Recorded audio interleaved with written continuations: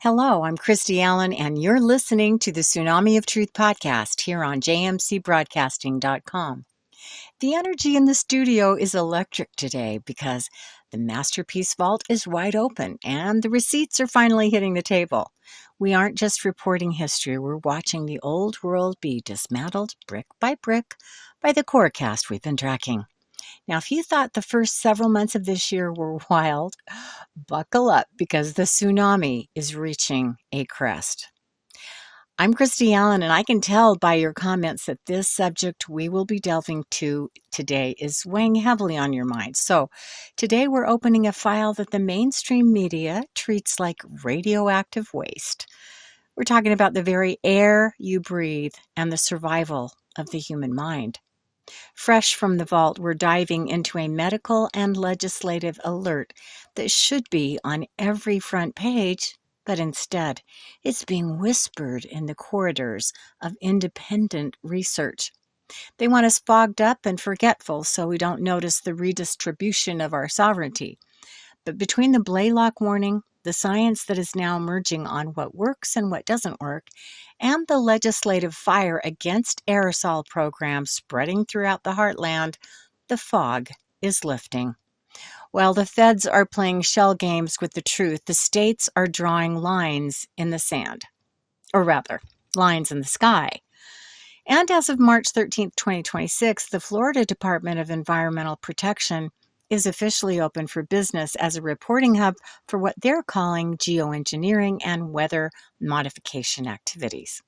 And to my listeners that have complained about this, you're going to love this.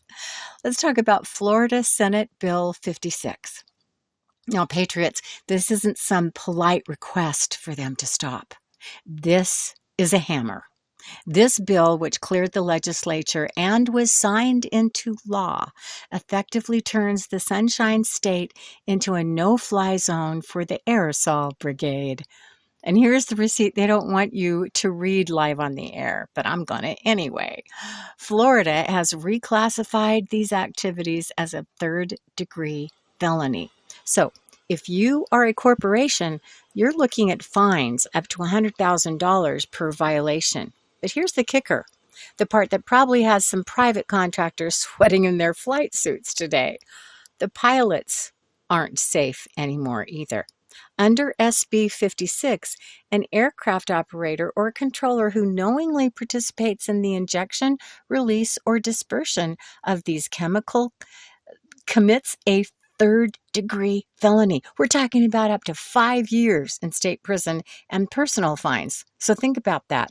The middlemen who thought they were just following orders or taking a paycheck for solar radiation management are now looking at a prison cell next to the people that they've been spraying. So think about it. The law requires publicly owned airports to report any aircraft equipped for geoengineering to the DOT. And if they don't, they lose their state funding. It's a total lockout. The era of oops, I didn't know what was in the tanks is over. And in Florida, if you're spraying it, you're staying in it. Specifically, a 6 by 9 foot cell. Now, why would a state like Florida or Tennessee feel the need to pass such aggressive laws? Maybe because they've seen the same GAO receipts we have. On February 23, 2026, the Government Accountability Office released report GAO 26-10-80-13. This isn't a blog post. This is the government's own watchdog admitting that the tracking of our skies is a total disaster. And we could have told them that, right? Well, the GAO officially estimated that over 50% of the reports filed with the NOAA regarding weather modification likely has errors. We're talking about missing maps, incomplete data, and ill-suited forms. Can you imagine that? Half of the data is missing or erroneous. If I told my listeners that 50% of my show is based on errors, they'd tune out in a heartbeat. But when it comes to the safety of our atmosphere, the feds just shrug and say, oops. Yeah, well, This is why RFK Jr. reset at HHS is so vital. We aren't just fighting fluoride in the water anymore. We are fighting a multi-front war against atmospheric contamination that the previous administration tried to sweep under the rug. So let's bridge the gap. Why do these aerosols matter? Because they're nano-sized. And as Dr. Russell Blaylock has warned us, nano-sized means they have a VIP pass right into your brain. The 2026 clinical data is in. A study recently published in the journal Science established a direct causal link between the fine particulate matter. This is the exact size of the metals being discussed in these geoengineering bills and Lewy body dementia. They've confirmed that the olfactory highway, like when you inhale these nanometals, they don't just stay in your lungs. They travel through the olfactory nerve, bypassing the blood-brain barrier, and they land directly in the hippocampus. That's the memory center. That is the exact region targeted by Alzheimer's and Parkinson's. Is it a coincidence that Parkinson's is now officially the fastest growing neurological condition worldwide? Or that early onset dementia cases have spiked among the people under 60 at rates that were statistically impossible 40 years ago? Now, I'm not saying that these stories are connected in any way. You can do the research and decide for yourself. I'm just laying the tiles of the mosaic on the table. Patriots, we've reached the icing on this cake, and it's a bitter pill to swallow. I've just received a file from Guardian Daniel R. that ties the whole atmospheric assault directly to a declassified history of behavioral warfare.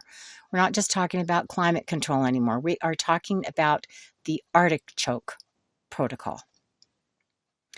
Declassified CIA documents from Project Artichoke, the 1950s precursor to MK Ultra, did reveal that intelligence researchers weren't just looking for truth serums.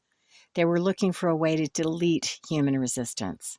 One internal memo from January 1952 asked, "Can we get control of an individual to the point where he will do our bidding against his will and even against fundamental laws of nature, such as self-preservation?" And this is the part that's going to make your skin crawl. According to the documents, researchers explored substances capable of suppressing resistance or inducing lethargy and apathy. And how did they propose to distribute these chemicals? One directive specifically referenced delivery through standard medical treatment, such as vaccinations or injections, unquote. Other proposals looked at concealing these agents in everyday goods, like food, water, soft drinks, and even cigarettes. So the question is, if the masters of the universe were openly theorizing about using public health campaigns as a delivery system for behavioral control in 1952, what are they capable of in 2026 with nanotechnology and global aerosol programs? When you see the rise in mental fog and apathy in a population that is being sprayed from above and injected from below, are you seeing a medical mystery? Or are you seeing the completion of Project Artichoke? While the atmosphere is being loaded with neurotoxins, the very repurposed medicines that show promise, like ivermectin and fenbendazole, that are being labeled as horse paste by the middlemen, well, by 2026, though, even the National Cancer Institute is forced to study them. Are they suppressed cures or just the next frontier of the Make America Healthy Again reset? Now, I'm not a doctor, but I'm looking at the receipts of people who were told that they had months to live and are still standing today. Remember when the media and big pharma laughed at people for using ivermectin? It's horse paste. It's dangerous. It doesn't work on humans. But it was so strange when I went to study it because I found out that ivermectin had been used on humans all the way back to 1987. And it was so effective and such a great human medicine that it got the Nobel Prize in medicine. So why was this safe and effective drug being given a Nobel Prize and then ignored on purpose during the pandemic and even vilified? Well, the science has proven that the biological mechanism has established that both ivermectin and fenbendazole belong to a class of drugs that can disrupt a cancer cell's internal plumbing, basically. Fenbendazole acts like a structural saboteur and prevents cancer cells from building the internal scaffolding they need to divide. A lot of people are trying these two drugs together, and their positive results are driving the current legislative push in states like Tennessee and Florida to make these drugs available over the counter. Now, if you want to understand the why behind the absolute character assassination of ivermectin, you're going to love this. You got to look at the legal fine print that the mainstream media treated like a forbidden scroll. Like nobody talk about it. But in his deep dive with Megyn Kelly, RFK Jr. pulled back the curtain on the federal statute that governs emergency use authorizations. It's called the EUA. And under federal law, an EUA for a vaccine can only be granted if there are no, quote, adequate, approved, and available alternatives. So do you see the trap? It was adequate, it was approved, and it was available. That was ivermectin. So in other words, if Fauci and the establishment had admitted that ivermectin, which was a drug so safe it won a Nobel Prize and has been handed out by the billions, and if they found out it was actually effective against the sea bug, the legal authority to push the warp speed injections would have evaporated instantly. And if that doesn't kind of make you mad, well, you got to think it all the way through, because that's what happened. And the bottom line is this. They didn't vilify it because it was horse paste. They vilified it because it was a legal threat to a multi-billion-dollar needle campaign. They had to make it unsafe to keep the EUA from operating for the people the way it was designed. So no, it wasn't science. It was a regulatory blockade to ensure the only way out of the fog was through their patented, experimental, and now we know, dangerous gate. Finally, we have to talk about the target. The pineal gland has been taking a very serious beating by a certain something that went into a lot of harms starting in 2020. The pineal gland is unique. It has a blood flow rate second only to the kidneys. It's a wide open door. The pineal is the antenna for the ether, and in 2026, this antenna is under a full-scale atmospheric assault. Unlike the rest of your brain, the pineal sits outside the blood-brain barrier. Scientists have found that what they call a shredding mechanism, and have confirmed that nano-aluminum and fluoride act synergistically. While fluoride encrusts the pineal gland in calcium, which causes calcification, the nano-aluminum acts as a neurotoxic wedge, disrupting the microscopic crystals within the gland itself, so damaging the pineal gland and its very reason for existence was kind of the target, which is quite literally outrageous. I mean, God gave us this gland for a purpose, right? Some say it's our moral compass, and without it, well, it kind of answers why some people are losing it. This information makes one wonder if this wasn't on purpose, doesn't it? Now, I'm not a doctor, I'm a truth seeker, but it occurs to me that if the middlemen are trying to drown out your sovereign song with gray noise, maybe it's time to use the bioacoustic link to shake the dross loose. What am I talking about? How about using the 417 hertz as the frequency of facilitating change and undoing situations? The dragon mimics the light, but it can't mimic the frequency of a sovereign soul. They can spray the sky, but they can't stop the ether from singing through a decalcified mind. So also look into the use of boron and borax. I hear good things about how much that helps the pineal gland. So the receipts are in, from the GAO's admission of errors in our skies, to the Florida felony crackdown on pilots, to the CIA's own memos on drugging the population with Operation Artichoke and possibly making us think that the real cures were dangerous? Well, the picture's clear. They want a world of unwitting subjects in an experiment they would just love to continue, unabated.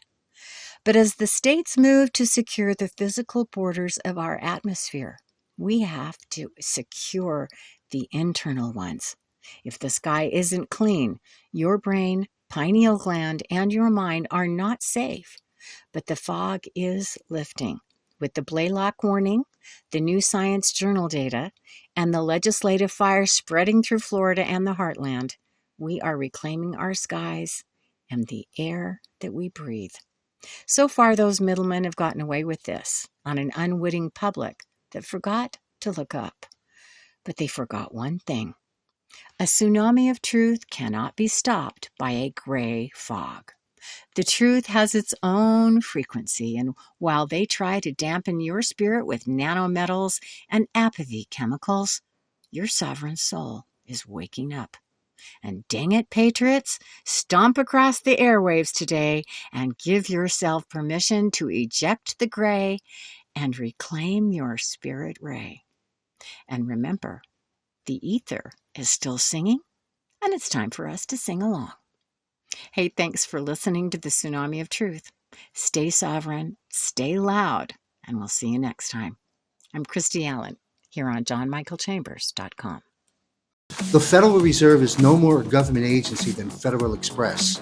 The Federal Reserve is a corporation founded and run by international bankers. The Global Financial Reset is not just another podcast or episode of pertinent current discussions concerning economic-related issues.